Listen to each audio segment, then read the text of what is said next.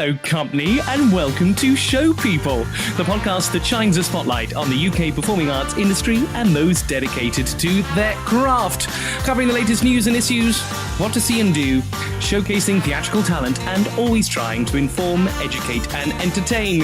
My name is Andrew Keates, I'm a director and your host. Now, today's guest is one of my favourite casting directors in the business. She's worked on short films, feature films, commercials, music videos, corporate films and plays.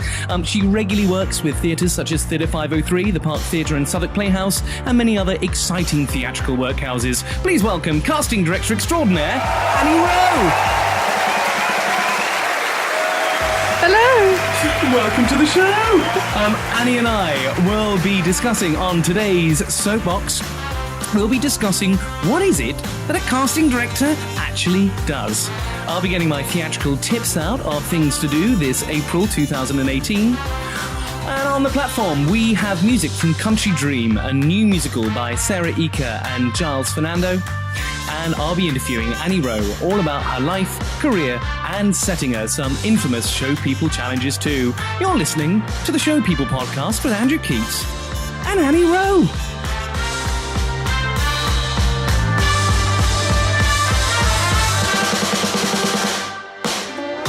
Welcome to the show, Annie. Yay, that was brilliant.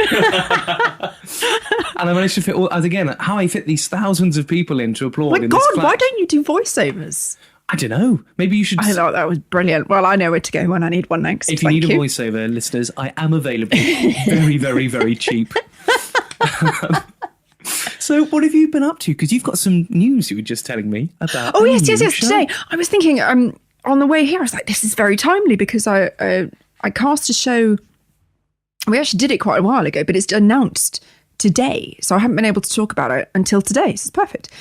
So the Arcola Theatre, defibrillator theatre company that I've done quite a lot of work for in the past, headed by artistic director James Hillier, are doing Mike Bartlett's first ever play, which is called Not Talking, from the end of April, 25th of April. And it was first... Mike Bartlett took it to several theatres and they weren't lapping it up. So he did it on the radio. And it won some awards and did really, really well. And this time it's actually having its theatre debut. It's going back to where it was originally written for, which was for the stage. Uh-huh. And so we've got a lovely quartet, 2 older people, 2 younger people. There's David Horowitz, Kika Markham, Gemma Lawrence and Lawrence Walker. Wow, what a great cast. Yeah, fab. Really, I'm really, really pleased with them. It's a very interesting drama piece. They're kind of 4 monologues that are cut together, woven together. It's almost like an experienced casting director was behind casting these people just to find these talented people out there. One of the roles was actually quite difficult, and I worked it out, and we'd seen, I think, between 45 and 50 people for that one part. And it's not because we didn't know what we wanted. We did know. It was just quite a difficult one, and we saw a lot of people. We saw some fantastic new talent as well. It's very exciting. So I've got the dates in front of me. So as you said, it's a co-production at the Arcola Theatre with Defibrillator. Yes. And it says here, Not Talking by Mike Bartlett runs at the Arcola from the 25th of April to the 2nd of June 2018. 2nd of June. Nice long run. So tell me a little bit about the story. So I know it's monologues, but what are the stories about? Well, I suppose it's about war and peace, possibly, in that you have an older character who's a pacifist and a younger character who is in the army, and their lives collide. And it's about secrets and, Okay, so in the play, there are some very violent acts that have happened or will happen. And it's about the fallout of that and whether you meet violence with violence or whether there's another way around. A few years ago, there was some awful incidents, Deep Cut, for example, in army barracks where effectively people were being killed. They were described as suicides, and there was more to it than that. And there was a culture of bullying, and there weren't people to go and talk to. If you can't go and talk to your senior because they know already, where do you go? And this play discusses a lot of those issues, and it's a drama, and it's really compelling, really interesting, and it's just a good story. As a casting director, do you find it's important that you care about the play that you're casting, or is it just about bringing actors in for whatever job you're working on? Yeah, I think when you're starting out, you have to take the opportunities where they come, and then once you've done a bit more and your portfolio has grown a bit, you can choose a bit more the kind of work that you want to do. And if a script comes in and you don't really, it's exactly the same as an actor. If you don't feel that you're connected to it, if you don't engage with the writing and it doesn't work, you don't feel passionate about it, it's very hard to sell if your heart's not in it. And you have to sell to a certain extent to an agent, to an actor. And that's really difficult when you yourself aren't quite sold. Yeah, it's a really great role, but I hate the play. I can see a bit of a dichotomy there. And other than the Arcola play, what else have you been up to recently? So I had a short film that shot on Wednesday, which is a beautiful piece written by the broadcaster and author Leanna Bird, who was also Noel Fielding's partner. Mm-hmm. And she wrote a fantastic script. And so we had 4 really classy actors on that. There was Paul Kay, Mark Benton, Kelly Shirley and Jake Mann. So that's in the can. And now I've been casting a feature film for a few weeks, which shoots in October, which is a big old comedy, which is going to be shot on a 5 million budget. Why are you laughing? Well, I'm just assuming that's your fee. 5 million penny sweets for me. Yeah. That'll shoot for 2 weeks in Belfast and 5 weeks in Belgium.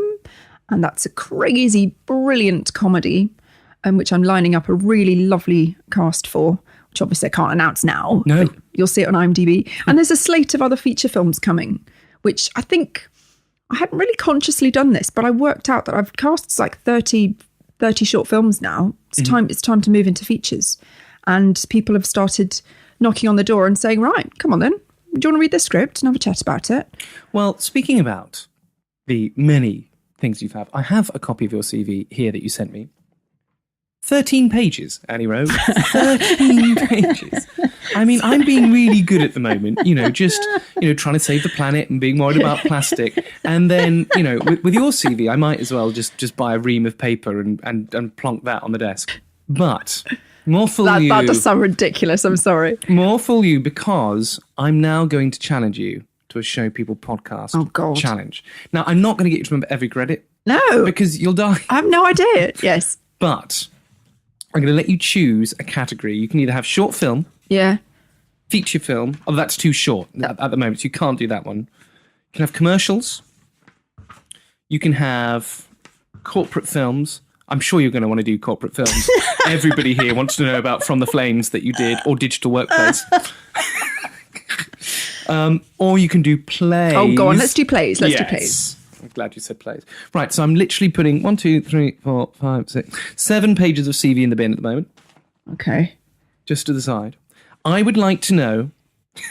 Believe it or not, I haven't actually lied. That is my CV. Sorry, I know it's your CV, but this is where the 60-second Show People challenge is brilliant, because you're going to have 60 seconds to remember as many plays as possible. Annie Rowe, your Show People podcast challenge starts now. Well, most Not Talking, The Hotel Plays, The Armour, Chinglish. Very good. Yellowface. Gaslight, Breeders, The Art of Concealment, what else? About 5 million for Theatre 503.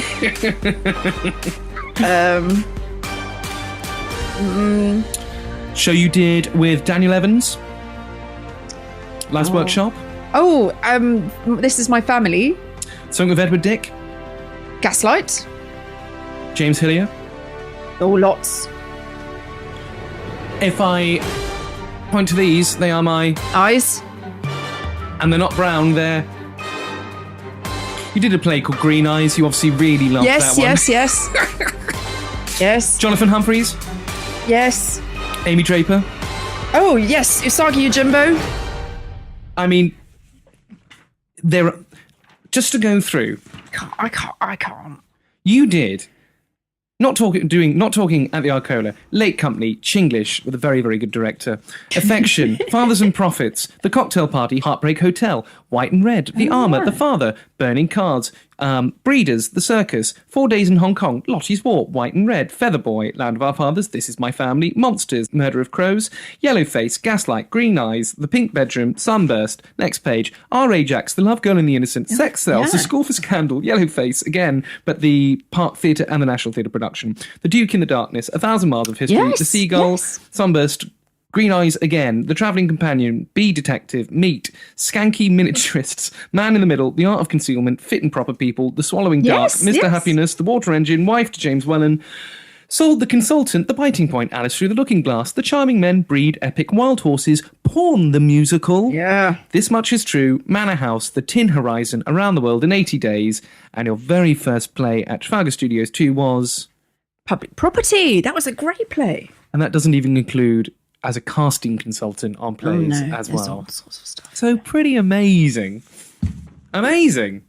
I don't know. I racked them up, I suppose. I'm a grafter. I'll give myself that. That there is no doubt. Well, keep listening. I'm going to be talking to Annie Rowe all about her life and career. After this little message, we are going to be jumping on our soapboxes and talking about just what a casting director really does. Hello, this is Steve First, and you are listening to the Show People podcast with Andrew Keates. A man so marvellous, he's putting bums on seats. Whether it be parakeets eating halal meats or premier athletes submitting VAT receipts. It's the Show People podcast with Andrew Keates. With Andrew Keates. Thank you, Steve First. And listeners who have been keeping an eye on the latest films, you will notice that Steve is in a fantastic new film called Walk Like a Panther, which is going to be released very, very shortly. So do check that out. And if you have seen Walk Like a Panther and you're going, who's Steve First? Jump back to episode 3, I think it is, which is when he was talking about filming it at the time. So, Annie. Yes. What does a casting director actually do, and what do people perceive a casting director and their duties as that winds you up that isn't necessarily the case?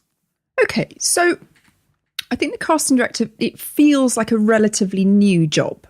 I think years ago, the casting director would be a secretary in the producer's office who'd get everybody together and do the admin and do the scheduling. And it's grown into a real art, of a job. A lot of it is admin based. I mean, it's not all glamorous at all. A lot of it is punching out emails and getting on the phone. But then a lot of it is imaginative. It is creative. You do need good communication skills as well. I'm not an agent. That's a big misconception. I don't have books. Mm-hmm. There's no point in writing to me and saying, Annie, I'd love to be on your books. Will you consider me? I don't have books. The book is Spotlight, essentially. That's my Google. But I'm not responsible for any of those people. I can offer them opportunities, but I certainly don't take a cut and I don't manage them. So that's one thing I'm not. I don't offer extras opportunities. I don't look after extras. That's usually something that the third assistant director will do. So if you phone me up and say, I'd like to go into extra work, I'll refer you to the casting collective, I expect, and get you to look at their website. I had no idea just how much correspondence you get, or the sheer volume of letters that you get from people going, I'm happy to be an extra, or I want to be an extra. I had no idea that was had the amount of spam. Well, I think for some people, the idea of getting into the industry and seeing celebrities and thinking, well, I don't have to necessarily work or train to get there. I can just arrive. Unfortunately, it doesn't really work like that. And sometimes working as an extra can be insightful and really interesting, but it won't necessarily lead to a full acting career. Just so, because of course there'll be people listening to the show who have probably considered doing extra work just, for some extra pennies and things. So you say the Casting Collective is a really good really good one. And Extra People, they're really good. So Casting Collective, Extra People, any other links that listeners should maybe check out if that's what they want to do to try and relieve your inbox? Mad Dog, they're good as well. We are public now. I mean, when I first started casting 10 years ago, people didn't have websites. I mean, I was the casting director who had a website, which was just unheard of because usually we were very much in the background as casting directors. We weren't accessible. And I decided to just start again with that and say, look, this is what I do. I'm available. I'm accessible. You can pick up the phone and talk to me. This is the kind of work that I'm doing at the moment.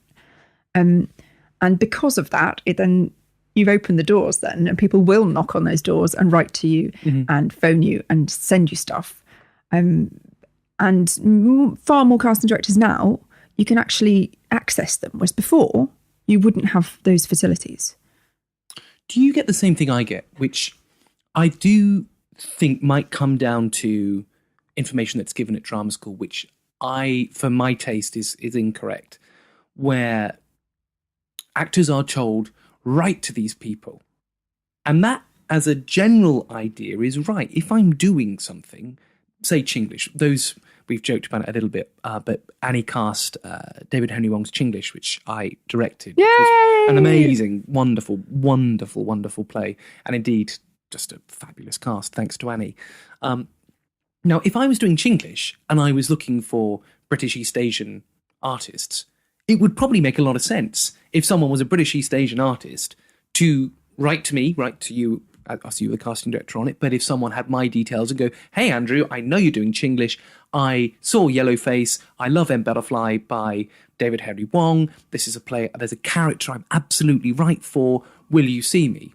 Mm-hmm. Now, it's very unlikely if someone has done that research and they've got, actually not necessarily decent experience. They might be right, or they've certainly got training, or they've got some kind of experience behind them. It's very unlikely we're not going to see them.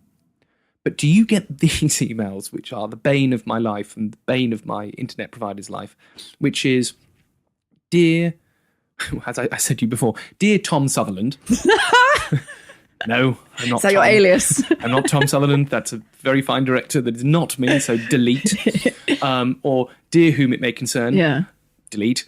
But when you get the emails that are, dear Andrew, hooray, I got my name, that's marvellous. I'm a recent graduate from such and such and such. I am just about to finish my third year.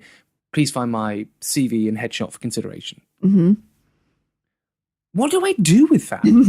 I mean, I think people think I've got like a giant metal filing cabinet. Yeah. I print off all the CVs of every actor that's in the business, and that I, for some reason, just go, this person's written to me just by sending me their CV and headshot. Therefore, I know next time I do a play, I'm going to go back through all of those files and go, this actor wrote to me in 2016. Yeah. Or sometimes the thing that upsets me is when people send like actual physical headshots, which are expensive things to produce and I don't think are necessary anymore. Do you get that? Do you get these general, I'm an actor, here's my details, think of me, and what do you end up doing with them? Yes. Partly because, as I said, we are now, you can go onto the CDG website, for example, and see people's contact details. The floodgates have opened. Because of that, I get probably 10 a day, I reckon. And my main advice would be get in touch with somebody if you've got something to say. For example, if you're in a show or if you're on telly that night, send a link, give show details and offer a comp. Give people some notice. If you've just got a new show reel, if you've just signed with a new agent, give me something to look at, something to read. That's quite interesting, as opposed to just saying, I am an actor. I'm thrilled that you're an actor. I think that's brilliant, and I appreciate that you want to say hello. But give me something to do. I think it'd be really good if you can get in touch when you've got something to say. Or, for example, if I am casting a show and you would like to be considered, maybe you're self-represented on Spotlight. Maybe you've already submitted yourself, but you want to get in touch as well, especially if it's something a bit specific. Like, for example, with Chinglish. I mean, that was quite, they were quite niche roles. Niche, Annie? Mandarin speaking. Well, no, yes. Hang on. My Duncan Hart is going to come to mind. Annie Rowe is a champion when one of the casting breakdowns was this, which was a Caucasian 30s to 40-year-old sort of public school boy who happens to speak Mandarin. Yeah, fluent Chinese, fluent Mandarin Chinese. You just go, I'm sure there's millions in that industry. No problem casting talented East Asian actors. There are plenty available. But a certain age, a certain look, a certain type, certain comedic qualities and certain dramatic requirements and fluent Mandarin. And then actually we had three very strong contenders. We saw a few, yeah. We saw a few, but it was Duncan, three. Duncan was brilliant, and he was a pretty recent grad. Marvellous Duncan Hart, who,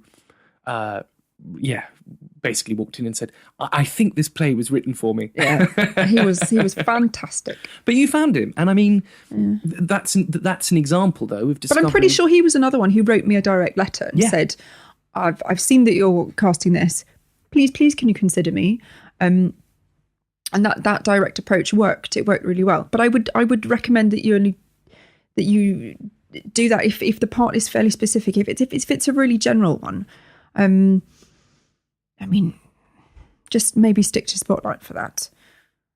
But like, for example, a really lovely actress called Gemma Nichols got in touch this week and sent me her show reel and said, here it is. I've just had a new one cut. Can you have a watch? I said, yeah, absolutely. I watched it. It was great. Got back to her and said, thank you for that. I really enjoyed that. And it's nice because obviously I knew her a couple of years ago. Her recent credits have changed. Her look has changed slightly. It was nice to catch up in that sense. But please bear in mind that I don't have an assistant. I work on my own. And at the moment, I only work part-time as well. So I can't respond to everybody. It's just not possible. If I did that, I'd never get any work done at all because the volume of correspondence could be slightly overwhelming. So please don't be disheartened and don't take it personally if I don't respond. Read everything. So even if you have got in touch and I think it might be a goer, just wait. I might not be able to email you directly back though. And please don't take offence. Now, there's another thing I've noticed recently. Might have noticed on Facebook. There's an advert that keeps cropping up on my screen, which is the definitive list of casting directors on Twitter. Oh, yeah. And it sort of just gives everyone who's a casting director and their handles on Twitter. I think it's some sort of pay-per-click thing, or people pay whatever and they get everyone who's on Twitter that's casting director. Is Twitter an appropriate way to reach out to a casting director? No, I don't think those kind of social media tools are particularly professional. No. I think you should try and go down the traditional routes if possible. Sometimes people will say, can you watch my new show reel? And I'll be like, I'd rather you emailed it to me if that's all right. I mean, it's not awful, but I wouldn't recommend it. I mean, a lot of casting directors get quite cross about people trying to submit themselves for jobs via Twitter. I don't get cross about it. I just think there are better ways. Mm-hmm. And again, you think the best way would be through a Spotlight subscription, whether someone has an agent, asking the agent to submit you, or submitting themselves if they're self-represented? Yes. And again, if it's something that you feel you're absolutely right for, and maybe it's quite a difficult part to cast, then write me a direct email as well, or get your agent to, because sometimes an agent can flag an artist that they've already submitted and said, please do have a look at this person because they're bang on for this role. I think the other thing that maybe for some, theatre makers and creatives listening, a thing that is often forgotten is why we employ a casting director. I employ a casting director not because I need an office admin. I don't get a casting director because I need someone to send emails on my behalf. It's the knowledge that you have. Yeah, I mean, it's a combination role. I've spent a lot of time building up trust and relationships with agents, so I can get on the phone and talk to them quite honestly about clients and expectations and feedback. It's my role index of names and faces of people that I've worked with previously, people that I'd really like to. I haven't been able to go recently, but I used to go to all the graduate shows and see all the new coming breakthrough talent as well. So it's the new people and it's the established people. It's offering people new platforms who are actually like people who have been doing a lot of comedy and actually really want to do a straight lead now. And it's, of course, it's the admin side of things as well. It's getting everything scheduled and getting people in. But then also it's coming up with ideas based on your conversations with your director about what they are looking for in a particular role, and then widening that brief and being imaginative with it, and challenging for diversity and challenging for different ages, and offering people who might be slightly left field. And you do that. I mean, it was fascinating, certainly working on Chinglish, where, I mean, you brought in, for from stand-up comedians who had been very, very successful that, again, wanted to try their hand at plays. And we had some really interesting, like, pull our hair out choices of who do we go with for this role or this role or this role. And indeed, like you said, the amount of young talent that you brought to the table. You know, it wasn't just here's a name, here's a name, here's a name. Oh, well, I'm really glad, yeah, because I think that's when you're you know this, when you're creating a show, it's an ensemble of people, and they, you know, you have to create an interesting palette of people, of different looks and ages and accents and energies. So it's having that feeling of a big picture behind it. The other thing I remember, I forget where we were rehearsing, but we were rehearsing in this rather beautiful room. I think it was at the top of an old church or something, and I forget how many trillion stairs it took to get to that room. But between every single person that came up to that room, you would go down, I'd say 100 stairs, whatever it was, down 100 stairs, just for the journey from taking the actor from downstairs to the rehearsal room. So you could just talk to them about what I was looking for, what the panel had liked, listen to what our choices had been brought in, and just the time and care you invested in the actors to make them as comfortable as possible before they walk through that terrifying door. That's something that not all casting directors I've worked with have done, and I thought that was a really special thing that you did. I think it's partly from I think it's coming from an acting background. I know how it feels to be nervous. I know how it feels to really want to get the job, and also I know that this is every audition that you go for. It's not about the job; it's about the career. So I want to know, how are you? How did you think it? Did you think it went all right? What other stuff have you been doing outside of work, maybe? And are you writing now, for example?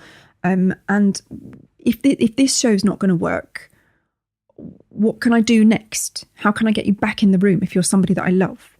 And so my relationships are not just with directors and with agents; they're with the actors as well. And there are people that I love their work, but I haven't been able to get them the right gig yet. But I'll keep bringing them back, and you know, at some point it will work. Sometimes they thought it was brilliant too, and then their dates change and they're not available anymore.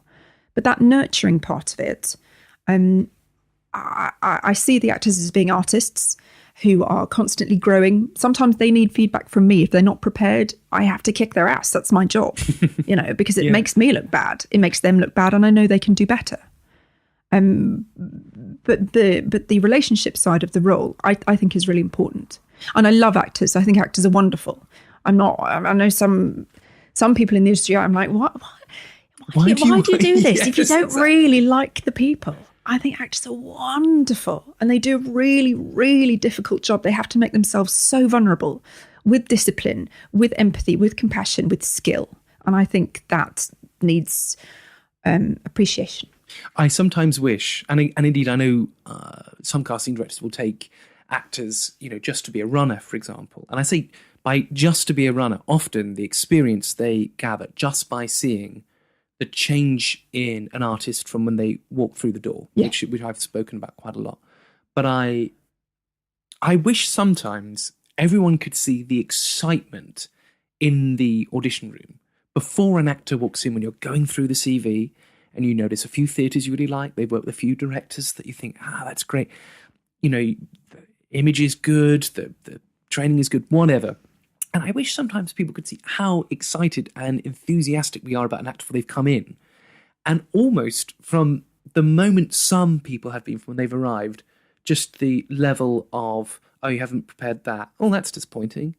Oh, you've got a bit of an ego. Oh, that's also a bit disappointing. Oh, you've just ignored what the producers just asked you. And just seeing from being really excited about these wonderful actors to just sort of seeing like a totalizer dropping to the bottom, you know, just with, you've just talked yourself out of this job just from all of these silly egotistical things when all we wanted you to do was learn this 2-paragraph speech, be really lovely, be really keen, and have read the play. You know, I don't think that's too much to ask. No, I think there are ways that you can absolutely shoot yourself in the foot completely. My biggest tip would be, if we're talking plays and you get sent the play and you get some sides, so I will give you some scenes that we specifically want you to prepare and focus on, and that's what we're going to use in the audition. That 15 minutes is your 15 minutes. If you come in and say, I've learned the sides, but I haven't read the play, That's a bit of a rookie error. I'm thrilled that you learned the scenes, but this opportunity is not memory test. You have to read the play because otherwise you can't put those scenes into context. You don't know the journey of your character. You don't really know the story. And unfortunately, I've been in audition rooms where the director has said, you have to leave if that's the case. I don't want to see your audition because you can't audition if you haven't actually read the play. And I don't think it's necessarily a case of ego. I think sometimes that's just inexperience and naivety, where they've actually taken a lot of time to learn these sides, but they haven't actually read the whole play. And the whole play is your sides are your scenes, but the whole play is not just about you. It's about you in a collective sense. And I think that sense of awareness, and then going into the audition room and having a point of view and having an opinion about the play, being able to talk about the play to the director and about their vision for it and how you see the character, the director's then going to think, this is a really exciting person who I want to get in the rehearsal room with, and we can explore how to really, get to grips with this character. This is exciting, and I hadn't thought of it like that. Well, you can't do that if you haven't done your basics. No, and also, you want, like with anything, you're looking to form a tribe where you have something in common with everybody. And I suppose what a disappointment it is for me in the room where if I've spent 3 months prepping a play and I've got somebody to come in who can't talk to me about the play, or the worst one is when I know people are lying. There's nothing worse when I see an actor trying to blag what's happening in a play. And often when I get a sense that I think someone is just trying to pull the wool over my eyes, I'll often ask them about a character that isn't in the play, just to see them go, oh yeah, I love her. Oh no. Because I'm just like, oh, so you're a liar Busted. as well. You're lazy, you're a liar. God. And I understand, look, and we've never, ever, I've never done a play. I think if you get a call and... it's 24 hours. For example, it's 24 hours. If, for example, you know that you have dyslexia, you need a bit more time, just be honest about it and say, can I come at the end of the day, please? Because this is your opportunity to really shine. And if you know that you can't prepare within that time, then help yourself and see if you can get as much time as possible. I mean, I will try and be as accommodating as I can because I want you to get the job. That's why I'm bringing you in the first place. I'm not just filling space. Each of those slots is really valuable. Oh, there's nothing worse when someone just doesn't show up, because those names stay with me a little bit. I hate to say it, but when we're really up at it and we've got that really, the three-legged Martian with a Polish accent and juggling skills that we've got to cast. Yeah. And you are trying your damnedest to find the best person for the job. And you filled up all those slots, and then you start seeing 3 or 4 empty spaces that we could have seen those other guys whose CVs didn't perhaps make it. Those names stay with you. Yeah. And you just think, if it's 4 people who've done it, you've wasted an hour of my time. Okay, who are those people? And it's usually the slightly higher profile people who think that maybe they shouldn't audition, they should get an offer, or they just passed this now. Well, okay, that's absolutely fine, but somebody else is desperate for that chance, and you've blown it for them because now we don't have time. I think self-taping culture and the way of the casting process is changing. In a way, it's very exciting, but self-taping for theatre is really hard. It's not the right medium. If you're self-taping for film, okay, you can get your best take in that. That's great. But for theatre, it's really, I want to get you in the room. I want to feel your physical presence in the room with the director. This keeps coming up time and time again, especially when I've been talking to people on the show that there are actors that come from a theatre background. And, even I've had it. I mean, when we had for Chinglish, of course, I watched all the self-tapes. Yeah. But it's very, very different when it is different. 11 o'clock at night. Still cast people for plays from self-tapes. If they're abroad and they can't get there, but you know that they're a winner and their self-tape is good, they understand the character, they understand the language, the genre, the period, you can still get the job. But if at all possible, get to that audition. But I still think you don't get a sense of the person because, as you said, theatre is a collaborative art form. I know, but unfortunately, sometimes you just can't get there. No, I know, but I again, I think for theatre, when we have had a full day of auditions, and then I've got that last minute self tape that comes in, often it can be because it's just the way life is. 11 o'clock at night, and I've got steaming mug of tea. I'm tired. Oh, let's watch this self tape. I mean, it's very different to a 11 o'clock audition at the Jerwood Space or wherever they're going to be. So yeah, it is. It's a different relationship that you have, but you can tell if someone's got the goods, they can still get the job. That's true. That is true. But more, yeah. But you don't like it. But I hate self-tapes. No, to be honest, most theatre directors that I work with can't bear self-tapes. I just don't. Whereas with film, that's just the way forward. Yeah. Well, listeners, what do you think? Do you think that Annie and I are being absolutely unreasonable, or do you totally agree? Perhaps some of the things that Annie or I have said has been particularly inspiring or useful. Please do tweet the show at ShowPeopleUK and use hashtag ShowPeoplePodcast, or join the Show People Podcast Listeners Forum at facebook.com/ShowPeoplePodcast. Do get in touch, as we will be discussing the casting process. Oh, and let's hear from, this lovely lady. This is Kumiko Mendel, Artistic Director of Yellow Earth Theatre. You are listening to the Show People Podcast with Andrew Keates. So, Annie Rowe, let's start at the very beginning. It's a very good place to start. And I must say, those who know Annie, is a very, very fetching new hairdo. And the first thing you said was, I've gone with the look of Julie Andrews. As I poured you a nice steely hot cup of tea in a Show People Podcast mug.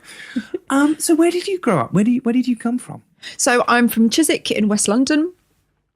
I am the daughter of two actors. My dad's an actor. He's called John Rowe, and he's mainly a radio man. He plays Professor Jim Lloyd in The Archers, and he had a big theatre career as well. And he's a big brain. He's a big brainy person. And my mother is a huge pioneer in terms of the arts for children. She was an actress. That's how she met my dad. And she worked in theatre for theatre and education. Then she was the artistic director at Polka Theatre in Wimbledon for a long time. And she runs ACA, which is a brilliant charity action for children's arts. She runs A Thousand Cranes Theatre Company with Kumiko Mendel. Yeah. So I come from a very artistic family. My brother runs a communications company. My brother-in-law is a theatre designer, Peter McIntosh. So I'm surrounded by, very cultural people. Do you know what's really nice? Because there is this strange chip on people's shoulders. I've done it several times where I go, do you know what? I don't come from a theatre family. I grew up on a council estate. I did this, that and the other. And actually one of the very few people out there that people, like to allude to who genuinely comes from a theatre background. And that's okay, guys. Do you know what I mean? Your dad might have been a bricklayer and you've gone into musical theatre. That's okay too. I don't know why we have this misconception that just because our parents worked in the theatre, that for any reason that shouldn't rub off on our children. Yeah, but also we've kind of done it on our own way. So, like my brother, as I said, he runs a communications company. He studied in film, and now I work in casting, even though I came from an acting background. And my mother writes and she directs. So we've all got our own strings to our own bows, but we have a very rock solid understanding and respect for the arts. So we're going to have the Redgrave dynasty, the Fox dynasty, and now the Rowe dynasty. I quite like. And so you've always been based in London, in Chiswick. So yeah, I went to Arts Ed from 11 to 18. Oh, what, the school part? The school. I didn't know that. Yep. So, and then I went to the National Youth Theatre, and then I went to RADA, and then I moved into casting. Going back to those early days, what was it like going to, similar to the Sylvia Youngs out there and the other schools where you've got standard education with performing arts training? Do you feel like that education helped, or was it just every day was a day at Fame School? Do you know what I mean? I mean, I still got, I did my GCSEs. I still got I got 4 A's. And it was very unconventional, but it was brilliant. And it was tiny. It was about 100 people. Mm-hmm. And, my best friend is still my best friend from that school when we met when we were 11. It was a ballet school, traditionally. And the drama side of things came much later. So we were kind of misfits there. We were very small classes who did improvisation and lots of drama exercises. It was brilliant. I loved it. And I think drama in schools should be accessible and free for every kid. And music. Yeah. And music. That's the one that it's sort of falling off everyone's radar. And you're like, the power of putting an instrument, in a young person's hand, like, so I realised that sounded oddly filthy. But, the power of learning to play an instrument. So when you were at, when were your? Obviously you said your mum and dad were both heavily involved in the theatre. What was your first memory of the theatre? Oh God! It was probably when I was about a week old, I expect. I know that when my dad was on tour doing Hamlet with Derek Jacobi, clang, name drop. They were often, my brother's 3 years older than me, and we were literally passed around backstage in the dressing rooms. So it's always been there. Did you ever, as a young person, resent having parents that worked in the theatre? Not really. They were my heroes. I thought they were extraordinary and wonderful. Oh. It's interesting because sometimes you hear the complete opposite, particularly, Mum was always away on tour and Dad was doing this, that and the other. Were you always taken wherever they went? No, my dad didn't. He toured a bit, but then he was around a lot more. And then when my mum was running polka and we were at secondary, they were there. They were around. Then when I went to become an actress, my career didn't take off in any way at all. I didn't do that much. I did enough to know that it wasn't actually for me. Mm-hmm. And then when I started to move into casting, it was completely by mistake. It's not something I really kind of consciously did at all. I was temping and working in boring offices where nobody remembered my name. And I wasn't very skilled at anything. I did laminating and stuff like that. Annie Rowe, superb at laminating. Look at those edges. And then my brother said, look, we often work with a casting director. And she said that she could do with a hand in the office. Why do you go? I think it'd be really interesting to see how that side of things works. And then when you go into auditions, you might have a bit more of an understanding. So I went and I found myself in Tree Pet's home office. And that was it. I was like, this is it. This is what I'm going to do. And Tree casts big commercials. And she very much threw me in at the deep end and trusted me to cope. There wasn't a lot of holding my hand with that at all. And I learned on my feet. And then I went to 503 and I met Annalie Powell. And I said, look, how do I do this? How do I get into this? There's no kind of course you can take. You can't go to university. Well, how do you get into casting? That's what I want to do. I've decided. I want to utilise all those skills that I've learned as an actress and just put them behind the camera this way.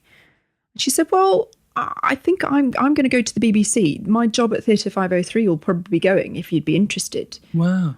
So that's how I started. And tell me, do you think it's the skills that you gained as an actress? And I think I know the answer to this, but do you think the skills that you learn as an actress is what sets you apart perhaps from other casting directors to understand what it's like to stand in front of that panel as well as being able to sit behind it? I don't know, really. I think you don't have to have had that background to have empathy. No. And you don't have to have been through all those experiences to have respect. So I suppose it's just a case of reminding yourself all the time that it's really hard for some people to prepare and get in the room and give it their best shot when they're really nervous. Or they really, like I said before, like they really, really want the job. But I don't think you have to have come from an acting background to get that at all. No. So from when you left Arts Ed and you did NYMT, you obviously ended up in that little place called RADA. Yeah. That's a hell of an achievement. As you're saying, it wasn't for me. Do you find that some people have, slipped out, didn't make it as an actress who became a casting director? Which I've had. People have gone, you went to drama school. What did you just fail acting and then choose to be a director? And you just think, no. Well, that's interesting. I think it'd be pretty easy to go, well, you're just a frustrated actress, really. You love reading in with the actors. That's probably your favourite bit. Annie Rowe is excellent in an audition, I'll have you know, reading in, playing males, all females, the boys, everything. And you're, yeah. you give me a little old man and I'll get the part. But no, I like doing that because it's fun. It's a really useful thing. To be honest, that's one of the smallest parts of the job.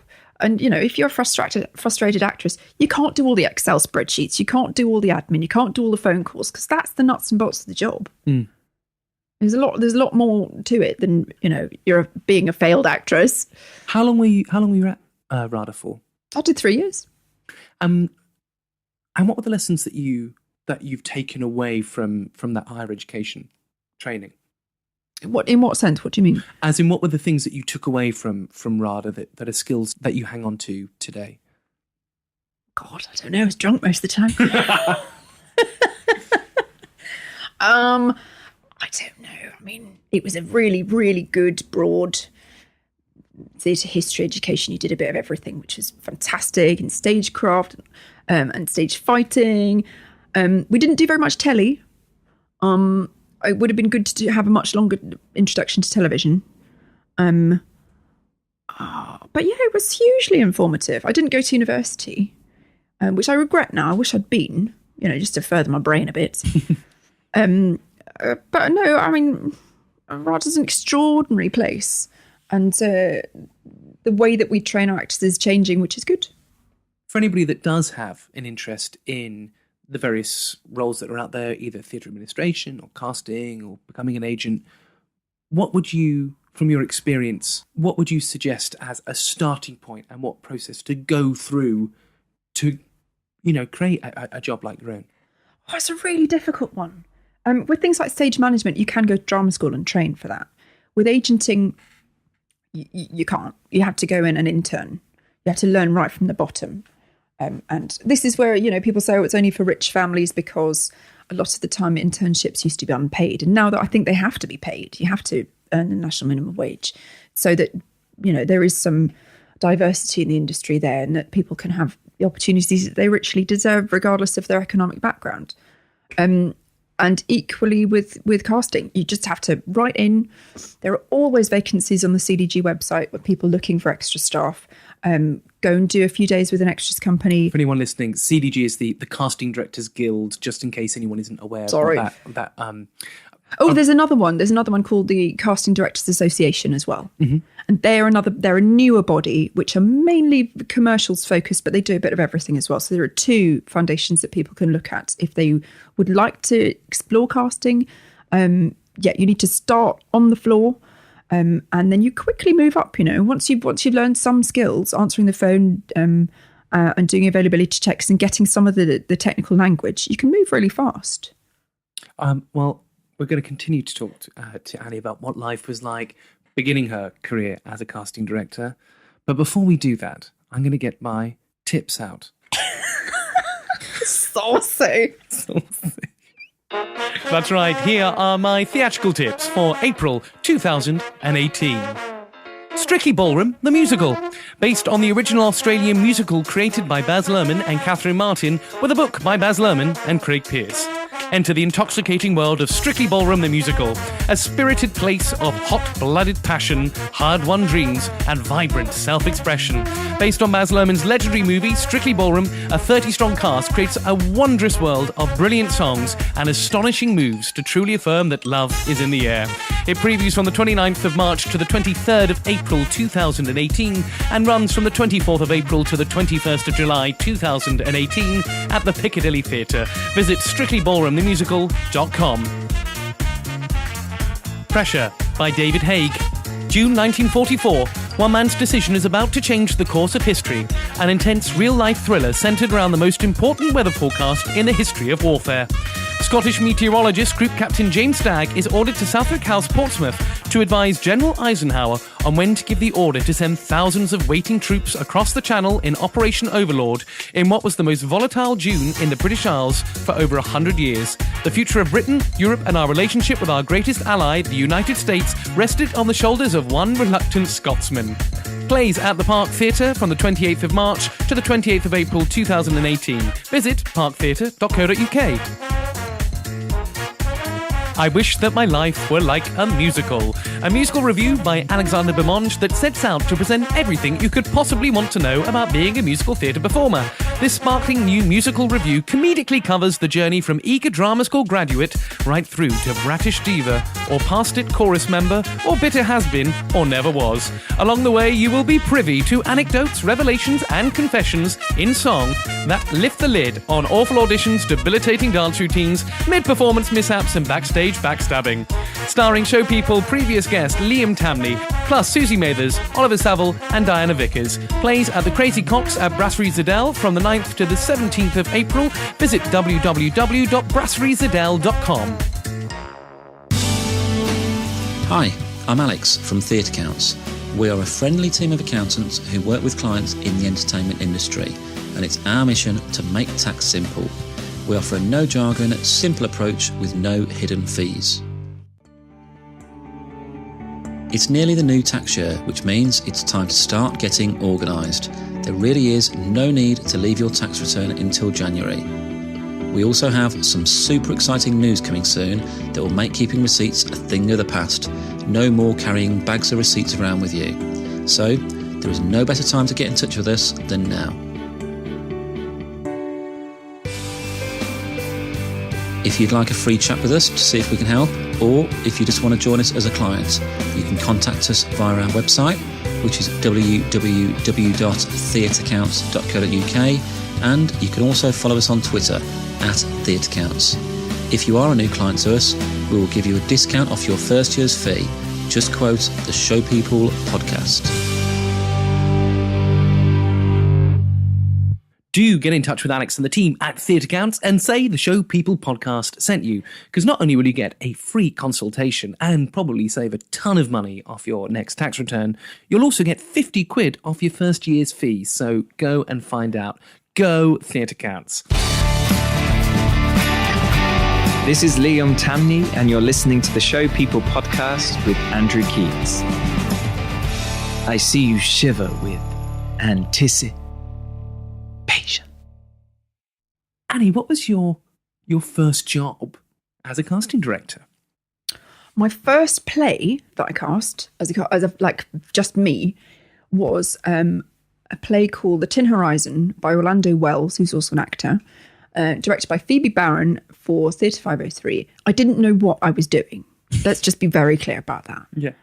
But we got a brilliant cast. I was like, how did that all come together? That's amazing. Tanya Franks was in it, Gary Shelford, Nick Malinowski, Nathan Stewart Jarrett. I mean, it was I was thrilled. And I'm still working with Phoebe Barron now. The short film that we shot on Wednesday, she directed. I've noticed that about your CV, and indeed, I'm a little bit biased because we're both friends and colleagues, but there are so many people who they work with you once and they work with you again and again and again and again, indeed venues as well, which I think is a real testament to how professional you are. I hope so. I'm not everybody's cup of tea, not by any means. I'm opinionated and I'll challenge, and I'm not a yes man. No. So I'm definitely not for everyone. But there are, as it is, as is life, you have connections with people where you spark off each other, and you know that I will strive for the best. Always. But a challenge is only ever an opinion. Anybody that can't respond well to an opinion probably says more about them than it does about possibly. You but some people have fragile egos. They don't want your input. They want you to book the people in and make the calls, and that's it. They don't necessarily want your taste involved at all. And that's where I don't really work with those people because it's a collaborative event. Your casting director is part of your team, and you can really get a good cast together if you're willing to collaborate. But also, right at the beginning when you say, what do we do? I think a major misconception is that we choose the people. And I just want to make it really, really clear that we don't choose the people. I don't have final say. You as the director or whoever's paying your fee, the producer, will have the final say. I can get the people into the room for you to look at, but I don't choose. That's very interesting. And I suppose that could be a misconception. I mean, it tends to be my final say, but there are times when a producer has pulled rank and gone, sorry, Andrew, I need to sell tickets. It's that person. And then even I get it sometimes where they go, Andrew, why did you cast that person? And you go, I didn't have a choice in the matter. At the end of the day, that producer is the person who is paying my wages and everybody else. And if they want to pull rank, they can. It's very unusual they do, because usually the producers I work with have a similar sort of vibe. But it has happened to me once or twice where someone's gone, no, you're going to have that person. But also sometimes a project comes with somebody already cast. Doesn't it just? That you don't have any say in at all. Which can be a wonderful thing. And you go, oh, great. It can be awful And as then it well. can be You're like, oh, I got this because they're your friend, but you can't deliver. You can't do this. It's really difficult. Yeah. Or I've even had it. No, I won't tell that story just in case they listen. So when you started as a casting director, obviously from those very early days of going, what is Spotlight? Where's my login? Why is all the page all these different colours? What were you doing to support your career at the same time financially? Oh, God, I just grafted like mad. I temped. I worked front of house. I mean, I did all sorts of things to supplement because, the beginning, I did it pretty much just for the credit for buttons and jam. I mean, I wasn't earning proper money at all because I couldn't command a fee with no CV. It wasn't possible. And I didn't want to go into somebody else's office for 2 years and learn from them. I wanted to take bits and then just do it myself, which was not necessarily the best way of doing it. It might have been better to have a proper apprenticeship and gone into somebody's office and really learned hard from them, underneath them for a couple of years.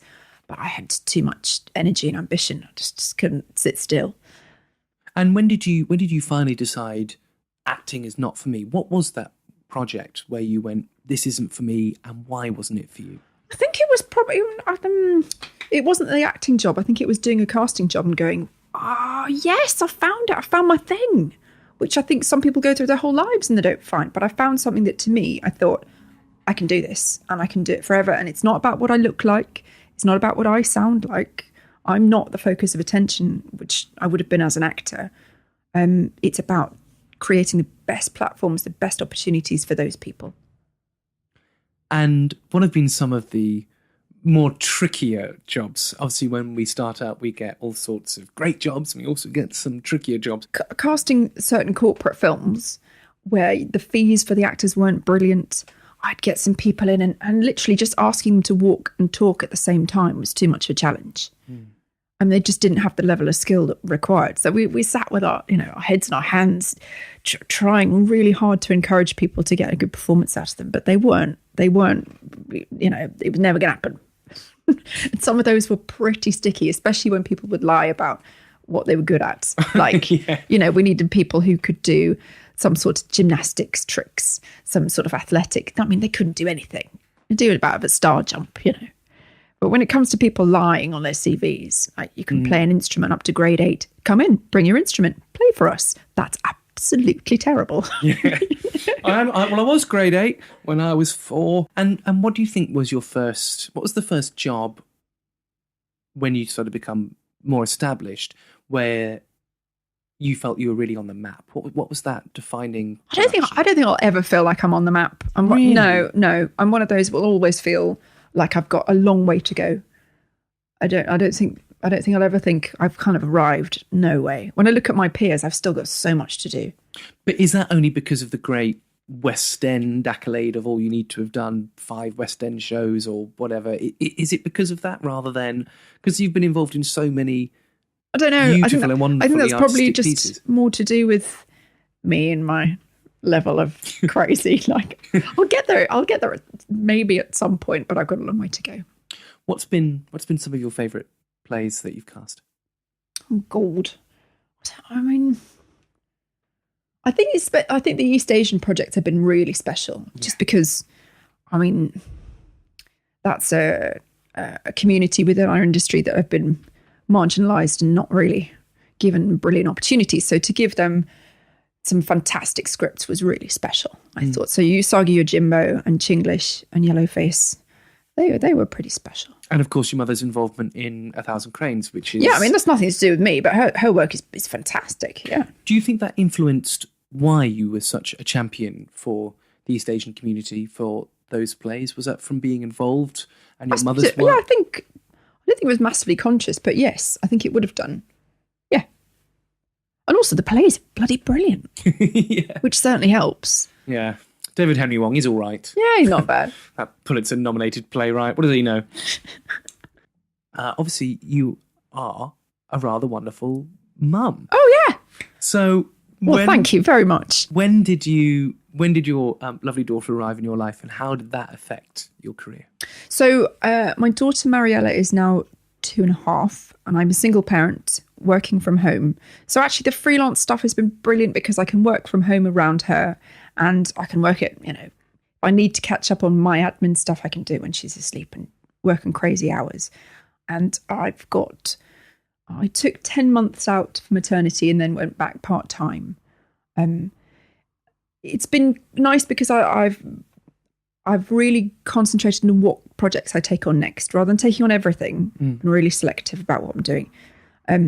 Because I have to concentrate on being Mariela's mum as well as Rowe CDG. But then the knock-on is that I can't get out to the theatre as much as I used to. Yeah. Not at the moment. I don't have as many free nights out.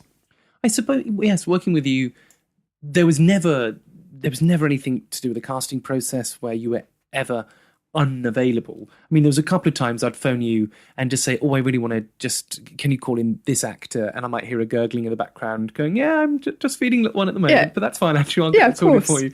And you go, because of course there is a prejudice towards women in the arts. There's a prejudice towards women. And also single parents and being a mum. If you want to make it work, you make it work. And, my career is actually better now than it was before. So, what does that say? Yeah, exactly. But it is, yes, it can be a little bit sad sometimes. It's like, Annie, stay for just a little bit longer. No, I'm a mum, Andrew. I'm going to leave you and this crazy troop of actors in Soho or wherever we are. But before I had Ella, I was like the biggest talent scout you'd ever met. I mean, I'd go every night to the theatre. Musicals, fringe plays, West End plays, regional theatre. I'd go and see everything. That's my job. And at the moment, I can only go a little bit. What do you think has been some of the biggest struggles in your life? Oh, God. I mean, I was really worried when I had Ella that I wouldn't be able to cope doing the job as well. But I've got a good support system around me. I've got, really fantastic friends and a really solid family. And they were like, it will be fine. We will help you. But of course it was worrying.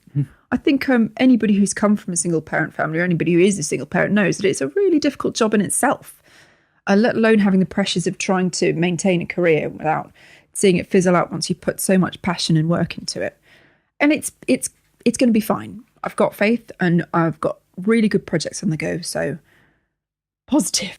Again, we often get our job titles as the thing that defines us. Andrew Keates, a director, Annie wrote casting director. What do you like to enjoy when you're not dealing with 1,000 spotlight submissions? What do you do to relax and any hobbies that you've got? My God. I mean, it's pretty like when you're in this, you're immersed, because I was thinking about this on the way here. We are all completely obsessed with stories. I mean, constantly, in terms of our leisure and downtime, we're reading, we're listening to music, we are watching things on our iPad or on Facebook, we're reading the paper. I mean, there's art, stories constantly. So even when I think I'm not working, I suppose I kind of am, because even if I'm just watching telly, that's work. I'm looking at who's the supporting cast. I'm looking at them on IMDb. I'm seeing who the director was. And it's all constant research all the time. But I like, other stuff I like. I like playing with my daughter. I like cooking and seeing my friends. Pretty normal like that, really. I love reading. I can't say that I play the bassoon or anything really exciting. But you could. I bet if you put your mind to it. It'd be bigger than me. Hello, my dears. You have the ineffable and probably undeserved pleasure of listening to the Show People podcast with Andrew Keates. This is Stephen Fry wishing you a wonderful listen. Thank you. Thank you, Stephen. Well, it's time for the Show People podcast platform, the part of the show where we give some airtime to any playwright, composer or artist that wants their original work shared with our listeners. And today's platform is given, and I hope I'm saying this right, to Sara, Eker and Giles Fernando and their musical Country Dream. Sara Eker has written a number of multi-platinum songs. After a career as a singer and guitarist in various bands, she devoted herself to songwriting for artists such as Atomic Kitten, The Honeys, The Faders, Danny Minogue and The Shades. Sara is particularly known for her work with country artists, and she's written songs with Lennon Stella, Maddie from US TV series Nashville, Catherine McGrath, the new country music signing at Warner Music, and Shane Ritchie on his #1 UK country album, A Country Soul. Giles Fernando is a writer of plays and musicals who was shortlisted in 2017 for the BBC Three Hive Web Series Award for #Modern Romance and the Adrian Pagan Award for Gagged.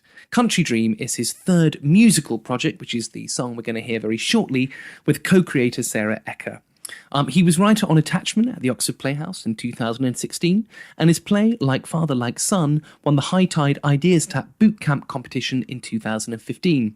His full-length plays have been staged at the King's Head Theatre, that was Don't Look Down, and the Edinburgh Festival and Roundhouse for Making It. Country Dream is the story of Ashley, a young, adopted, mixed-race woman who flees abuse and battles prejudice to succeed as a country music star in Nashville. On her journey, she is reunited with her birth parents and she discovers the black roots of country music. The banjo is a Western African instrument, and Country Dream, in part, tells this hidden story. The song we're going to hear is called Cross the River. It's performed by Flynn Deavy and Sara Eker. The song is sung by the character Garrison Hendricks, the Nashville DA, to his daughter Ashley. It's the song sung by his ancestors on the plantations to give them hope. He gives Ashley the banjo given to him by his great-grandma, the significance being that the banjo is a West African instrument that was brought to the US by slaves. Here's Cross the River by Sara Eker and Giles Fernando. Heave, my brother, heave. Heave, my brother, heave.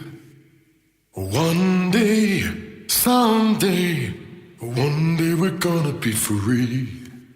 We went down to the water. What did we see? The waves were crashing, making the river too deep for you and me. Row, my brother, row. Row, my brother, row, my brother. One day, someday, one day we're gonna find the Lord. We went down to the water. What did we see? Waves were crashing, making the river too deep for you and me. But we will cross the river one day. Cross the river one day. We'll find a way to put the wind in our sails and cross the river one day. Oh, so breathe, my brother, breathe, and hold, my brother, hold. Find where your river flows. And feel, my brother, feel. Believe, my brother, believe. Free from the sinners, run with your heart and soul. 'Cause we will cross the river one day. We will cross the river one day. We'll find a way to put wind in our sails and cross the river one day. We will cross the river one day. We will cross the river one day. We'll find a way to put wind in our sails and cross the river one day. We'll find a way to put wind in our sails and cross the river one day. For more information about this dynamic duo, visit either gilesfernando.co.uk or saraeker.com. Those links will be in the Show People notes. Are you a writer, composer, or artist who creates original work? Well, I want to hear from you. Please send me any recordings that you have with a full permission to use on the show, along with some information about yourself and your work to info@arion-productions.com, as we're passionate about supporting new work and sharing it with our loyal listeners. Hello, this is Rufus Hound, and you're listening to the Show People podcast with Andrew Keates. But the real question is, what are you doing while you're listening? Stop touching that, you filthy bastard. Well, in your lovely Julie Andrews haircut that you described, it is now time for my favourite things. Now, I want you to imagine that you are stranded on tour in Whitley Bay. In your digs, you already have a copy of the complete works of William Shakespeare and the Bible. I want to know what you would need to survive, starting with your favourite album. I don't want the Bible to start with. It's all right. Thank you. We'll throw that out the window. Yep. Favourite album. Oh, God. Maybe Grace, Jeff Buckley. Okay. Maybe. And what would be the film? I think I'd take The Philadelphia Story. Oh, that's a beautiful choice. It makes space. I still think it's really funny, and every time I watch it, I'm like, it's more kind of it's more racy than I remember. Yeah. And the book. I'd take Spotlight Directory. Do they still do the books, don't they? Do they still do the books? I think they've stopped doing them now, unless you kind of request. I think you'd have to request them now because no, I think they've stopped. Everything is online now. My book would be, I think I'd take Freedom by Jonathan Franzen. And what would be the play? I think I'd take I think I would take I'd take The Rolling Stone by Chris Urch because he's my best friend and an incredible playwright. I haven't heard of that play. What's it about?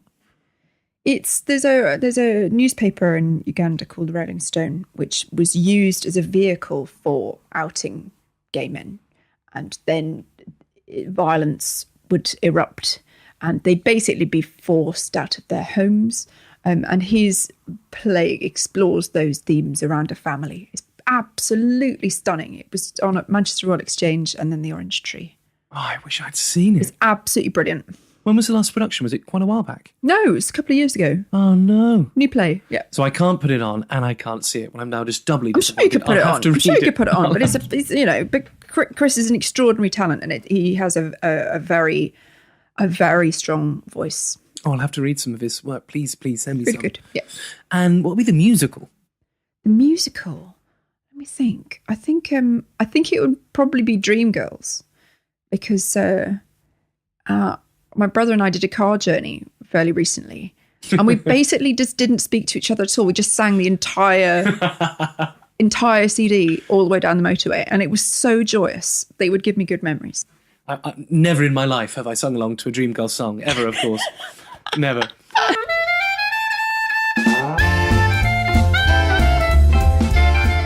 This is West End producer, and you're listening to the Show People podcast with the sumptuous, the savoury, and the slightly sugary Andrew Keates, dear.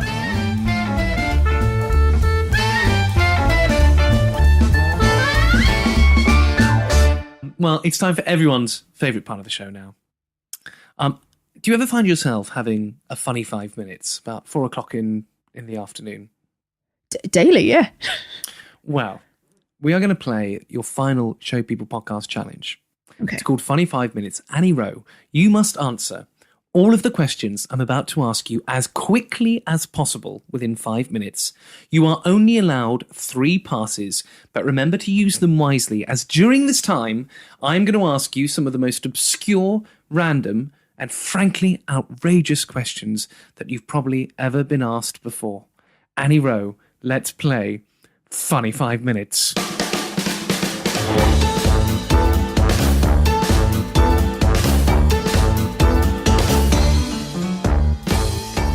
Annie Rowe, where's the strangest place you've ever had a wee?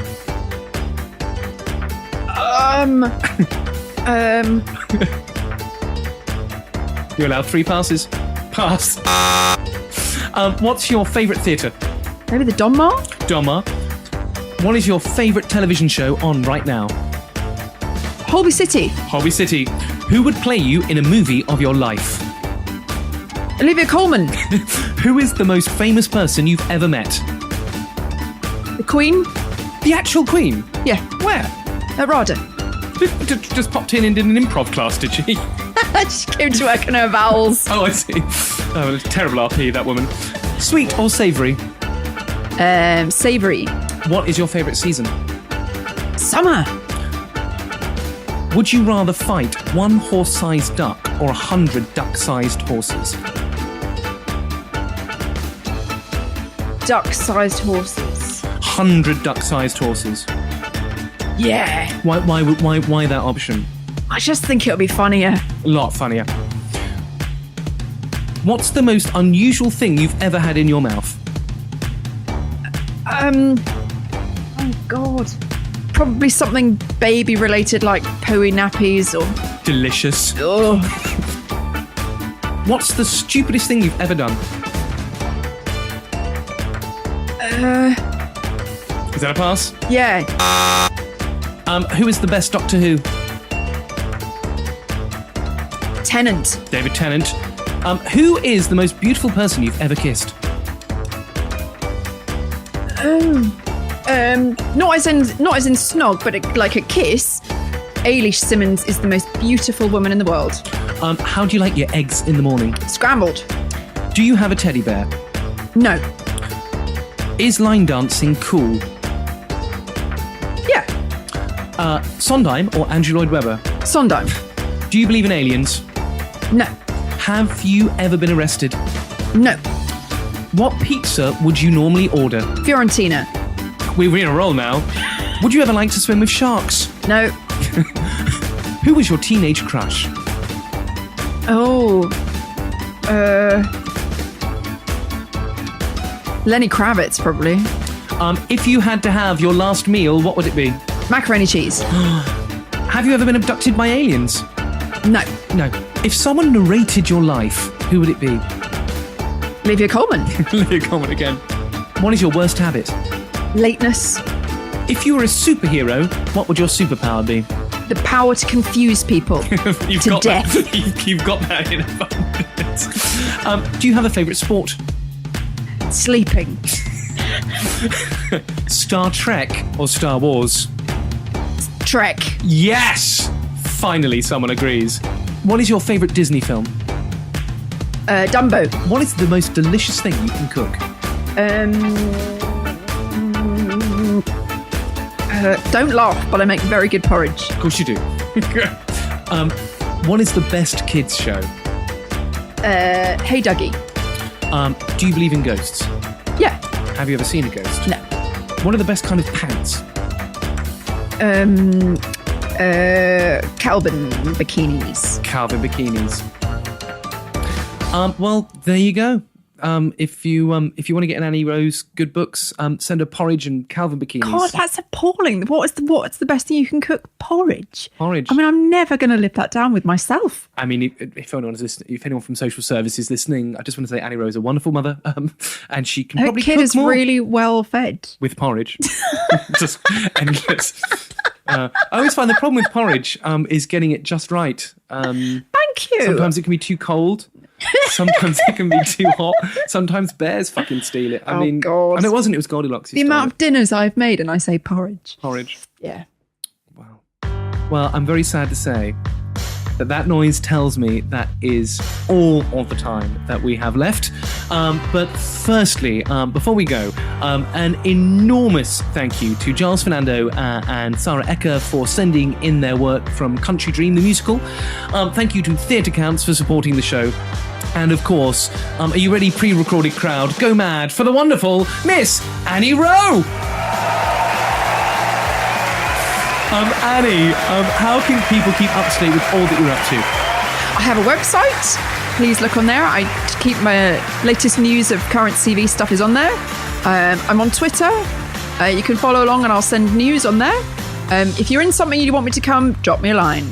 And what's the address for your website and your Twitter account? Twitter @AnnieRoweCasts. Website www.annierowe-casting.com. You can follow me on Twitter at Andrew Keates, follow the show at ShowPeopleUK, and use hashtag ShowPeoplePodcast. You can send me an email to info@arion-productions.com, or like the Show People page at facebook.com/ShowPeoplePodcast, where you can join in the listeners forum and find out about all things Show People.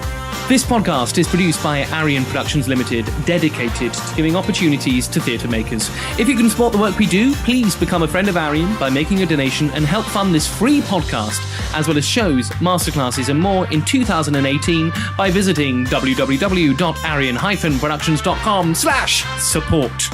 Thank you as well to everyone who has purchased a Show People Podcast mug and pen. If you haven't got yours yet, the mugs are a very well-sized 11-ounce. They're perfect for a brew when you next have a funny 5 minutes. And the pens are a metallicized red with a Show People Podcast logo engraved on the side with blue ink inside. Perfect for you to make notes based on whatever audition you've just done. If you love the show and have been thinking about donating, why not get yourself a mug and pen instead? Then everybody wins. Get yours, take a selfie and post it by visiting www.arion-productions.com/shop. You can also help us by giving us an iTunes review, as that really helps us reach more people passionate about the theatre. Until next time, Show People, just be better.